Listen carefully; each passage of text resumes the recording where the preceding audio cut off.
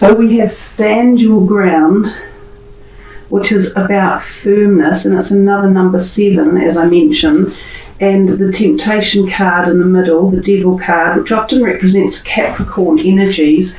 There's a lot here that have come out. I'm not so inclined to want to take them all, but perhaps we'll take half of them. So we'll just do a little bit more shuffling and see. Wow, lovely. The power card, number 8. This is your internal power. This is the power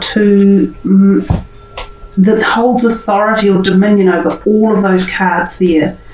So your internal power, if you have lost it or if you have felt it was scattered, could be returning, or this could be an opportunity for you to apply internal strength to make the wise decisions, to choose wisely, to not give up, to not feel defeated, and to not give in to temptation or to be bullied or to be subjugated or abused, if that's the case. If any of you have been in relationships where there has been abuse or where things have been out of balance and you have lost your internal power, or you feel that you have lost your strength or power because of a situation or someone. And it might have been that if you go back in time, you may have made some incorrect choices, and this might have got you into this place. And it could, as I say, it could be with a Capricorn who is either their sun sign or moon or rising sign, and you may be going, maybe I need to make some more decisions about this situation that I find I'm tempted about. There's a whole bunch of different scenarios popping their head up here at this moment in time. So with this Choose Wisely card, some of you are going to be tempted into a choice or a decision that seems really attractive, and they're saying be careful, like expand on that, because it is a temptation. Something's luring you, something seems really appealing, but I think it could be the wrong choice. You have to stand your ground and not be tempted by the glitterazzi of life, the glitterazzi things. You've got to be more logical, and you have to have strength and determination and willpower even. There's just something even in here about willpower around a set of choices or opportunities that are coming your way. And I'm not saying that they're all wrong, I'm just saying there's one in here in particular, possibly, that doesn't seem matched with where you want to go or what you're trying to do.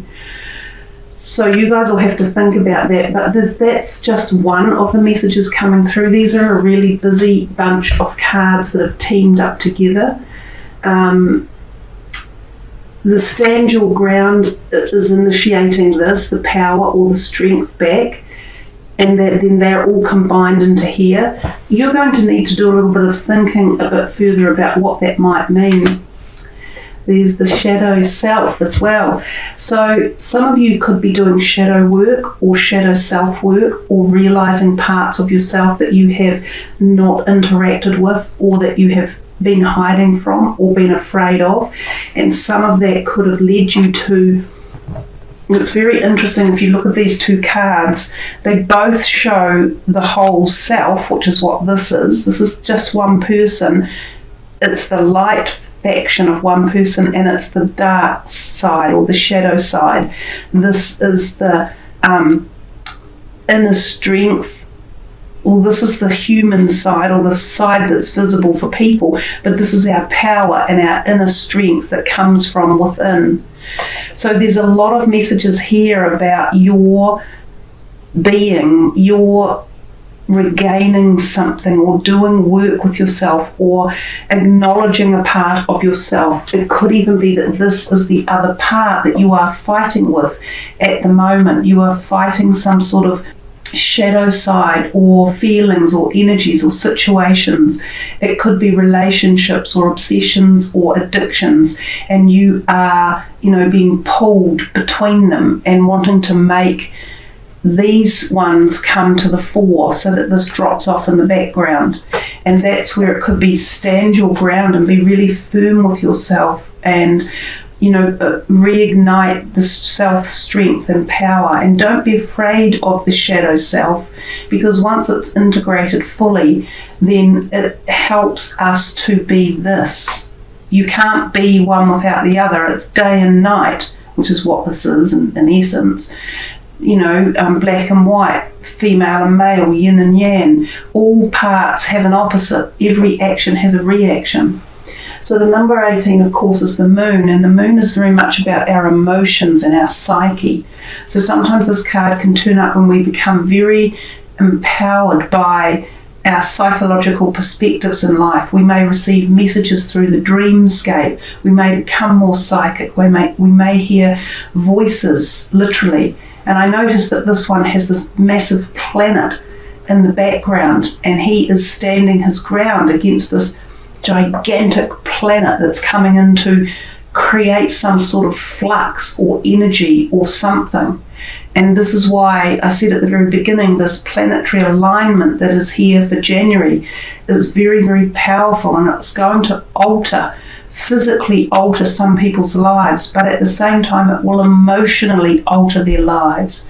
And this could be a time where you could either fall to the wayside and fall into the bad choices or the temptation or the weakness, or where you could stand your ground, regain your power, and ignite or bring together the shadow self and the light self, making this powerful boom, one solid almighty being. So you see how intense this whole bunch of messages could actually be in reality. And I still had a couple of more cards to come from this deck. And here we are back in the mind, and we've been in the mind this whole time with you guys, Gemini, and that doesn't surprise me, because of course you're the air sign and you are all about the mind. You're the twins, so sometimes there is a twin side to Geminis, like the shadow side or the other side that people don't always see with Geminis. So there's something here about confronting it, about facing up to it, about letting go of something that's either angst or creating angst, or isn't fitting the puzzle, or isn't supporting you or how you want to become. And there's definitely something here about the decisions you make on this journey and standing your ground. What's another one coming? Oh, look at that. Love begins. That's like the Ace of Cups. So of all the other ones that you've received, and the only other cups one was this one, the Choose Wisely, there is a love beginning in here. Now, the love may be for yourself, or it may be rekindling a previous relationship that has been tense or unbalanced or had become out of sorts. Or it could be a new love coming in for some of you, and this could be after you do some of this work, because when you harness the power within these parts of you and you move it all together, you become like a different person. You become this other energy that people see and might be attracted to. So this is a powerful card. It's a beautiful card, the Ace of Cups. It's one of the most revered in the deck. It's a very spiritual as well. So there can be a spiritual energy behind this, like a very deep twin flame or soulmate energy emanating from this. And it's got a very, very high vibration. So just one more from this deck, because of all these other ones that came out. Oh, nice. Another Cups card, and it's the Three of Cups, and it's rejoice and happy celebration. This can often refer to a woman being around you, the sisterhood of friendships, of people having your back in life so that you're not alone, friendships or family or communities that come together. And it can be woman. So this, for some of you, this could even involve this cup, which sometimes means that it's a friend that currently exists that becomes like a love interest. And remember, love doesn't have to be romantic, although often it is, but this can be the love of the soul, which is very, very powerful, and that can happen when this type of integration comes together.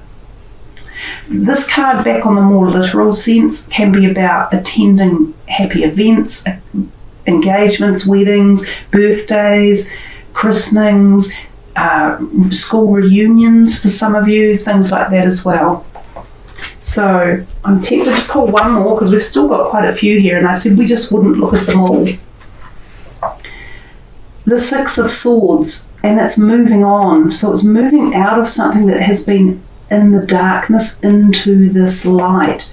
Now this can be a literal moving in the physical plane, so sometimes it's shifting. It can also relate to travel. It can sometimes relate to travel by boat across sea. It usually means you're not going alone. You sometimes take someone with you. Sometimes this is for a job or going to a new home or country where you become a new citizen of this new country. Other times it is very much referring to moving out of the darkness, the shadow, moving out of the shadow and coming into the light, because you are finding the answers. You're moving out of something that's been stuck, unbalanced, and you have lost some of your power and it caused some mental conflict, but you are on the journey to moving into the strength and the power of the self.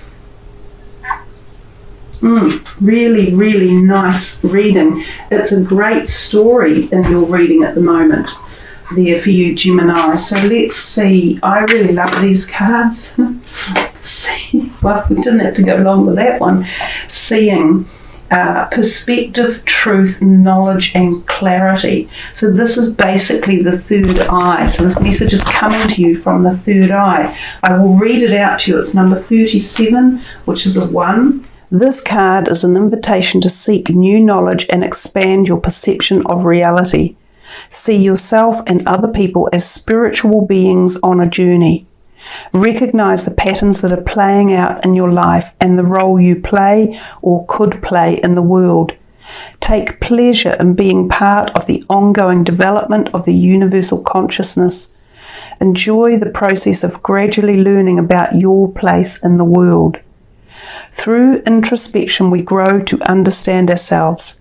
We also begin to see other people, situations, and the world with a more expanded sense of clarity. Now is a time for great self-reflection, journaling, meditation, and for looking within. And that is exactly what this card is, self-reflection and looking within. Ask yourself to reveal a higher view of your path and be open to seeing anew. Be willing to let go of restricted ways of seeing things. Be open to not knowing and not understanding some things. Acknowledge new ideas, slowly allowing yourself to evolve and your place in the world to unfold. It is time to see beyond all preconceived limitations to the deeper truth within. Be present in the physical, but see beyond it, opening to a wider view of your reality. Look for the positive and the good in all people and situations, even amidst seeming imperfection. Look for the beauty in life, and it will reveal itself in and to you. Take a fresh look at yourself and the world you are creating. Seek deeper meaning and underlying truth. Open yourself to the eagle's view, seeing both the bigger picture and the finest detail from great heights. Call upon your inner eye to see the highest truth. So some really excellent messages in there, guys. Now, I will use one more deck for you, the Cosmic Reading cards, because I think this is a really good empowering time of the year to connect with deeper messages and to, use them to ponder or meditate with, think about, expand upon and connect with. So this is for Gemini. 2 came out, well actually 3. I'm only going to pick one to read. Oh, self-worth, hope and shine. Wow. I think we should read the self-worth but I'm going to leave them all visible for you, and you can decide what narrations might come from those cards, from the hope and the shine, and we will see if we can, I think it's going to be better this way. Hope is, something that we can apply to all situations and timelines, and shining is standing tall and bright and utilizing your personal strength and power, which we have kind of seen a little bit before as well. It just says this card encourages you to shine your extraordinary radiant light. A strong current is propelling you forward in a positive direction, steered by the heart. A path that is driven by the heart is a soul that is limitless and fruitful. But the one I was going to read for you was 27, which is the self-worth. Do you know just how worthy, amazing, and unique you are? You are incredible. We would like you to also see the amazing soul that is you. You're enough. Step back from trying to justify your existence with all the things that you constantly do. Stop comparing yourself to others. Please, not for 1 second, ever feel that you don't measure up to the people around you. No one is perfect, even the people that you may be comparing and measuring yourself against. Too much of your personal power is being given to others, which can be draining on your own energy supplies. One of the most fundamental questions to ask yourself is, how much do I love myself? Take some time out from your schedule and reflect on this question. The extent to which you love yourself dictates how successful you are in every facet of your life, mind, body, and spirit. You are worthy. It is time to stop walking in the shadow of others. Take your place on your golden chair. Sit amongst the gods and goddesses and shine your radiant light. Shine. Radiant light. Shine. Your radiant light. Wow. Appreciate yourself and all the beauty you bring to this world. The more you come to see your own value and worth, the more others come to see these qualities within you. No matter who you are or what you feel you have accomplished in this life, you are magnificent and unique. But most importantly, you are enough. Take your place and shine. There's a mantra you can use. Fill me with love and help me embrace the light, love, and creative soul that is truly me. And the associated chakras are the base and the sacral. So there you are, Gemini. Feel the hope and that self-worth and shine your bright light. It all comes together. All 3 cards were meant to be there, representative of each other and the whole.